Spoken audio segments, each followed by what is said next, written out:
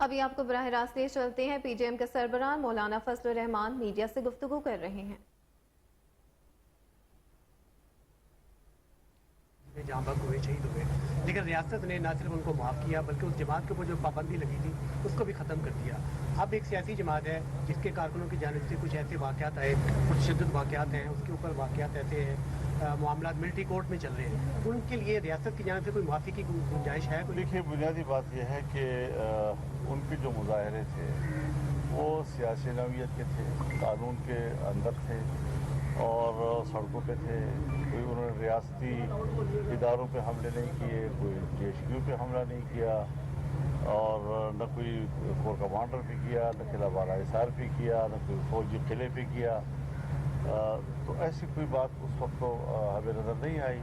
پھر ان پر تشدد جب ہوتا تھا تو ضرور ہم احتجاج کرتے۔ مولانا صاحب یہ فرمائیے گا کہ پہلے جو ہے عمران خان بات نہیں کرتے تھے، حکومت نے ان پر پابندی کی بھی بات کی، لیکن بعض نون لیگ کے رہنما یہ بیان دے رہے ہیں کہ پاکستان تحریک انصاف پر بطور سیاسی جماعت پابندی چاہیے، تو کوئی واضح موقف ہے پی ڈی ایم کا اس حوالے سے کہ کیا پابندی لگنی چاہیے یا مائنس عمران؟ میں ابھی سوال کا جواب مکمل نہیں کر چکا تھا، اگر وہ مکمل کروں گا تو آپ کا جواب بھی اس میں آ جائے گا۔ اب سوال یہ ہے کہ انہوں نے تو ریاستی اداروں پہ حملہ کیا ہے۔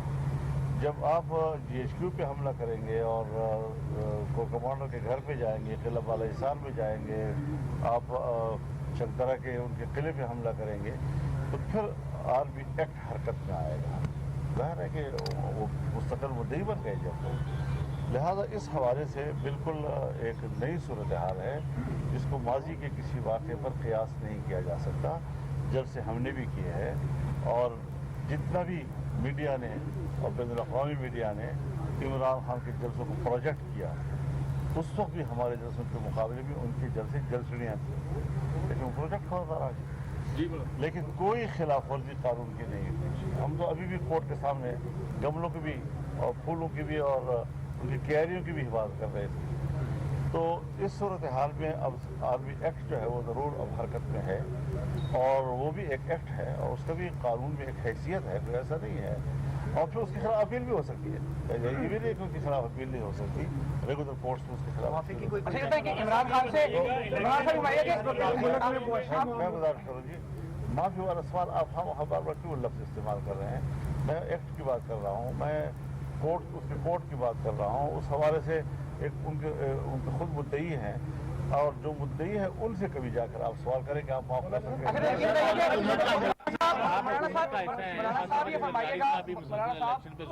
تو پی ڈی ایم کے سربراہ کے طور پہ آپ سمجھتے ہیں کہ الیکشن جو ہے وہ اس سال ہونے چاہیے، الیکشن کی ڈیٹ اناؤنس ہونے دیکھیے، ہم نے ماضی میں جتنے فیصلے کیے ہیں، اختلاف رائے کے باوجود ہم ایک اتفاق رائے پر پہنچے ہیں اور ہم نے فیصلے کیے، چاہے عدم اعتماد کا ہو، چاہے اب الیکشن کی بات آئے گی تو اس پر بھی ایک متفقہ فیصلے ہی ہم کریں گے۔ ہم الیکشن کے لوگ ہیں، ہم نے 14 ملین مارچ کیے یا اسلام آباد کا آزادی مارچ کیا، لاکھوں لوگوں کے اجتماعات کیے، اس میں ہم نے الیکشن ہی کے مطالبات کیے۔ ہم نے 2018 کے الیکشن کو تسلیم نہیں کیا ہے۔ ہم کسی معاملے میں 2018 کے نتائج کو معیار تسلیم نہیں کرتے، لہذا اب نئے الیکشن ہوں گے، اور یہ ملک کے حالات معاشی لحاظ سے جو اس وقت آپ سوال کر رہے ہیں،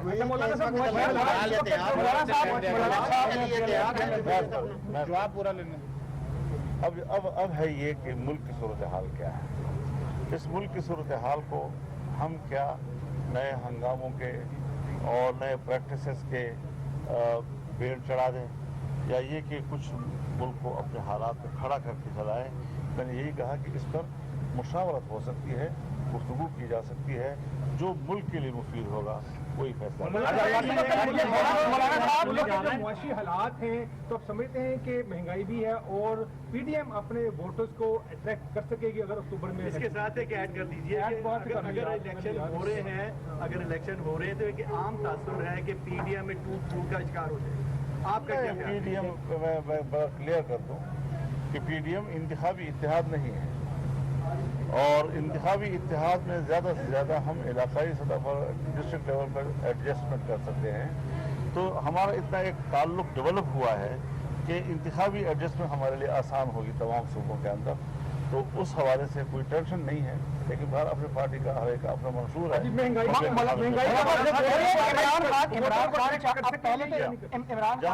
जहाँ तक महंगाई का ताल्लुक है, यही परेशानी हमें यही है। और मैं आपको याद दिलाना चाहता हूँ कि जो अभी हमारी हुकूमत नहीं आई थी और इमरान खान की हुकूमत थी, लेकिन मैंने बड़े बड़े जलसों में ये बात कही कि मुल्क की मईशत इस हद तक गिर चुकी है कि नई हुकूमत जब आएगी तो उसको उठा नहीं सकेगी।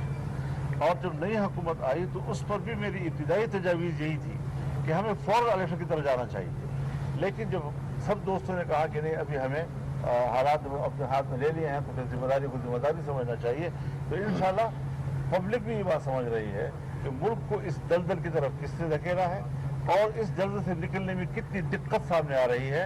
वो जो हमारे अंदाजे थे वो सही साबित हो रहे हैं। सारी मुश्किलात इन्हीं की वजह से हुई। हमारे मुल्क की मईशत जो ऊपर जा रही थी और 2018 में जब हम छोड़ रहे थे उसको 2017 में, तो उस वक्त जो ग्रोथ थी आपके मुल्क की, वो उसके बाद जो गिरी है, तो उस गिरने के बाद दोबारा उठाना, अब इस वक्त सूरत हाल ये है कि हमें कुछ उम्मीद पैदा हो गई है कि मुल्क की मईशत की बेहतरी के लिए मुतबादल रास्ते पैदा हो। अच्छा, ये बताइए कि इमरान खान पहले जो है मुज़ाकरात की बात नहीं करते थे, अब वो कहते हैं कि हम मुज़ाकरात के लिए तैयार है। कमेटी भी बनाई है उन्होंने, क्या समझते हैं अब मुज़ाकरात करेंगे आप उनसे? हम पहले भी नहीं कर रहे थे और अब भी नहीं कर रहे। अच्छा, ये बताएं, पीटीआई के ऊपर मौलाना पीटीआई पे पाबंदी की बातें भी हो रही हैं, आप बताएं आपकी जाती राय क्या है, पाबंदी लगनी चाहिए कि ये फैसले कोर्ट ने करने हैं और अगर कोर्ट ये समझता है कि उसको पाबंदी हो जानी चाहिए तो खस कम जहाँ पाक।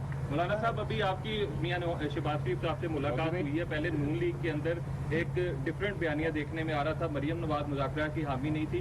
क्या अब शहबाज शरीफ साहब भी उसी मौके पर आ चुके हैं कि तहरीक इंसाफ से कोई मुज़ाकरात नहीं होने चाहिए? जो मैं कह रहा हूँ वही PDM है। बस, शुक्रिया। Thank you sir.